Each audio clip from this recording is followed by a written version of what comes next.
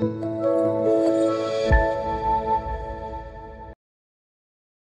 pagi Bapak Ibu Saudara yang dikasihi dan diberkati oleh Tuhan. Shalom. Jumpa kembali dalam sarapan rohani pagi GNH BN Basel pada kesempatan ini. Kiranya saya jumpai Bapak Ibu Saudara semua dalam keadaan sehat, penuh dengan sukacita dan tetap semangat.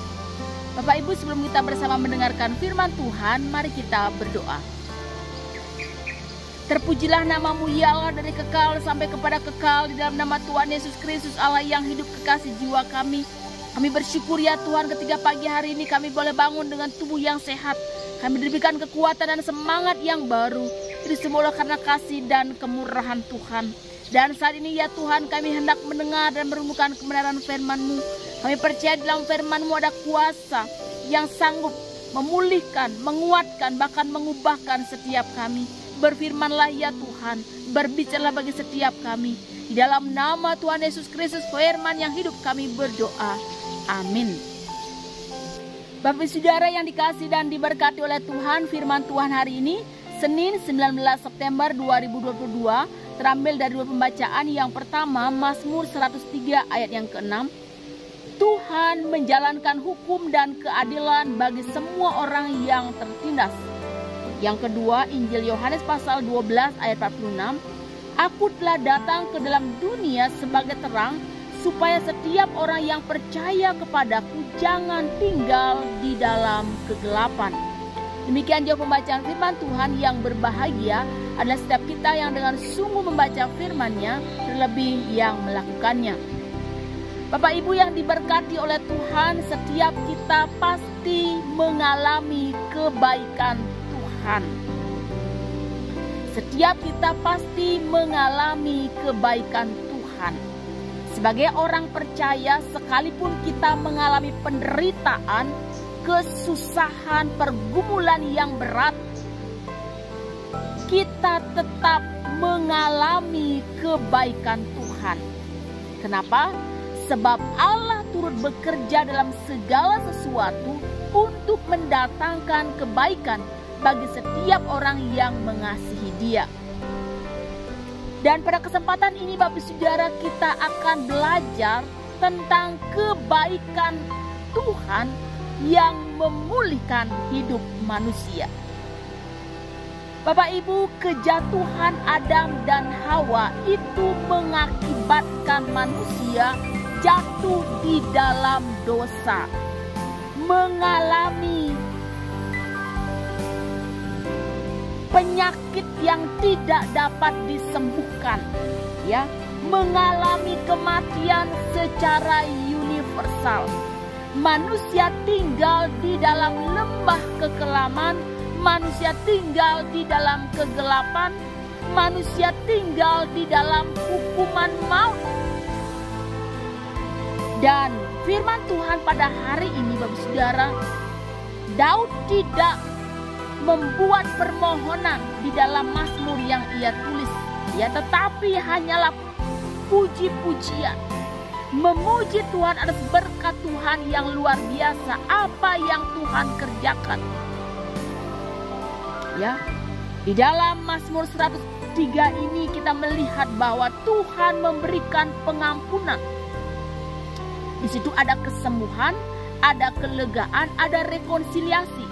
Tuhan menebus umatnya, ya. Tuhan akan menebus bangsa dari perbudakan dan dari masalah-masalah yang mereka hadapi di dalam perjalanan mereka ke Kanaan. Dan Dia berjanji membebaskan umatnya, supaya umat manusia menyembah Dia selama-lamanya, ya. Betapa besar anugerah Allah di dalam kehidupan umat manusia. Tuhan menebus umatnya, ya. Tuhan menjalankan hukum dan keadilan bagi semua orang yang tertindas. Orang di dalam kegelapan, orang di dalam ketertindasan, ya. Tuhan menebus mereka, mengampuni dosa mereka,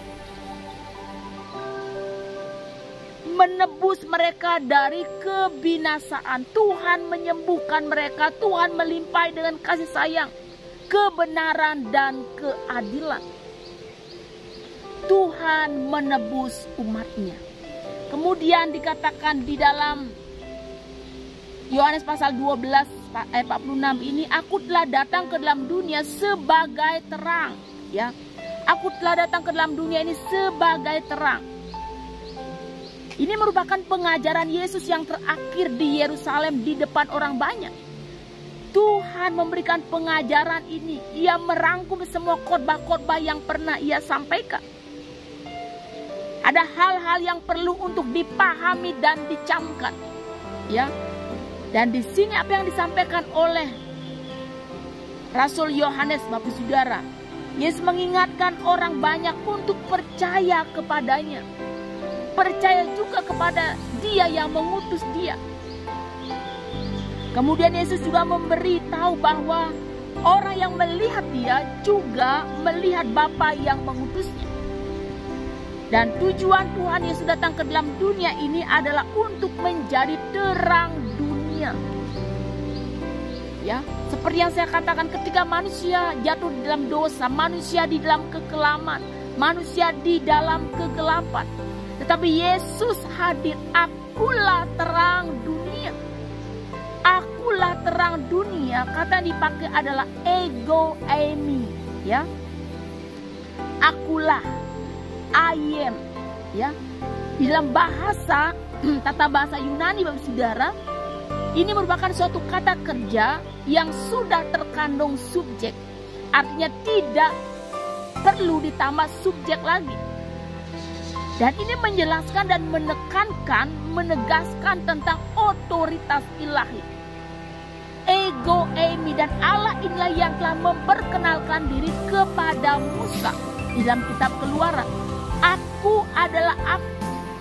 Ego eimi artinya bahwa dia yang dulu ada, sekarang ada, selama-lamanya ada, bahkan dia tidak pernah tidak ada. Akulah terang dunia. Ya. Dan di dalam perjanjian lama, aku adalah sebutan bagi Allah Yahweh. Ya. Yang memperkenalkan diri kepada Musa. Akulah terang dunia. Dialah Tuhan Yesus inilah yang menerangi umat manusia yang ada dalam kegelapan, mengubahkan hidup manusia yang ada dalam lembah kegelapan, sehingga manusia ini tidak ada lagi di dalam kegelapan, tetapi ia berada di dalam terang. Tuhan Yesus adalah terang dunia. Jadi Bapak Ibu yang diberkati oleh Tuhan, kebaikan Tuhan yang Tuhan sudah nyatakan adalah Tuhan menebus umatnya dengan kasih, dengan keadilannya bagi orang-orang yang tertindas, bagi orang-orang yang lemah, bagi orang-orang yang tidak berdaya. Tuhan mengampuni mereka, Tuhan menyembuhkan umat manusia, Tuhan menyelamatkan. Bahkan Tuhan menerangi manusia di dalam kegelapan. Lanjutkan di sana, setiap orang yang percaya kepadaku jangan tinggal di dalam kegelapan. Bapak Ibu, kebaikan Tuhan ini memulihkan umat manusia. Karena manusia mengalami penebusan dan manusia sudah dipindahkan dari kegelapan kepada terang. Oleh sebab itu Bapak Saudara, mari kita ganti ketakutan, kegelisahan kita, ya, kecemasan kita dengan apa? Dengan puji-pujian, dengan ucapan syukur kepada Tuhan. Terima kasih Tuhan. Ya. Dan yang kedua, jangan tinggal lagi di dalam kegelapan. Kita sudah menerima segala-galanya. Tuhan sudah memberikan segala-galanya. Kita sudah menerima penebusan itu. Kita sudah menerima terang itu, dan terang itu ada di dalam hati kita, ada di dalam hidup kita. Selalu jangan tinggal lagi di dalam kegelapan. Artinya tinggal dalam kehidupan lama, tinggal di dalam dosa dan perbuatan-perbuatan kegelapan lainnya.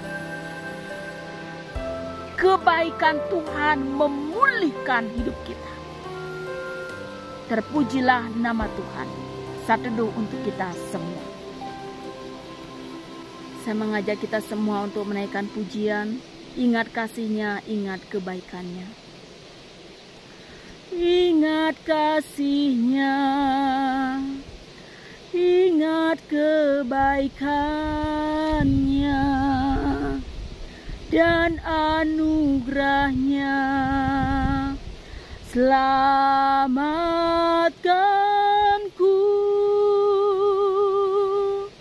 sebab kasih-Nya setinggi langit, kasih setia Allah pada kita. Besar kasih Allah pada kita. Ku takkan lupa kasih-Nya, ku takkan lupa anugerah-Nya. Dia penuhkan, Dia penuhkan, Dia puaskan hasratku. Besar kasih Allah pada kita. Ingat kasih-Nya, ingat kebaikan-Nya. Ya Tuhan, hamba-Mu yang terbatas ini berhenti berbicara. Bila kuasa firman Tuhan yang tak terbatas itu kiranya bekerja lebih jauh lagi dalam hati dan nurani kami. Ya Tuhan, sungguh besar kebaikan Tuhan dalam kehidupan kami. Tak terhitung betapa besar kasih-Mu, tak terhitung betapa banyak berkat Tuhan dalam kehidupan kami. Kebaikan Tuhan memulihkan kami. Tuhan telah menebus kami, dan Tuhan telah menjadi terang dunia yang menerangi kami di dalam kegelapan.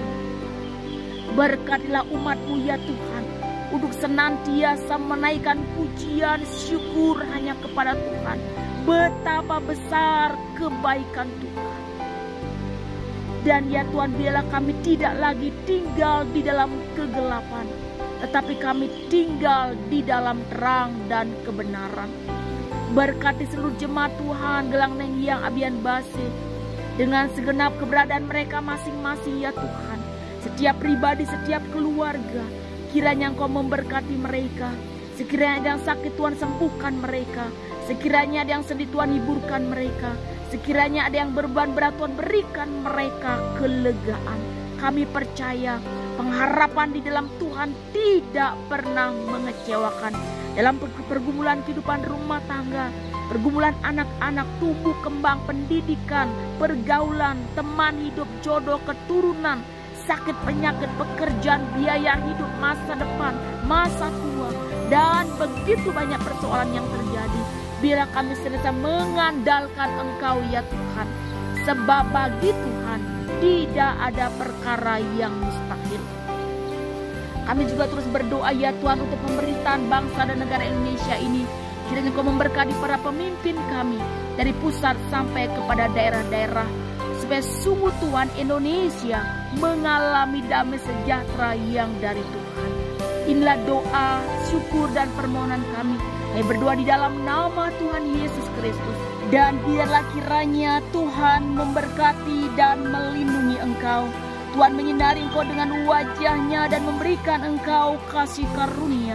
Tuhan menghadapkan wajah-Nya kepadamu dan memberikan engkau damai sejahtera, sekarang ini kekal sampai selama-lamanya. Amin. Pujilah Tuhan hai jiwaku, dan janganlah lupakan segala kebaikan-Nya. Kebaikan Tuhan memulihkan kehidupan kita. Demikianlah sarapan rohani pada kesempatan ini, kiranya boleh menjadi berkat dan menguatkan kita semua. Selamat beraktivitas, tetap semangat, dan jangan lupa mematuhi protokol kesehatan. Tuhan Yesus memberkati. Shalom.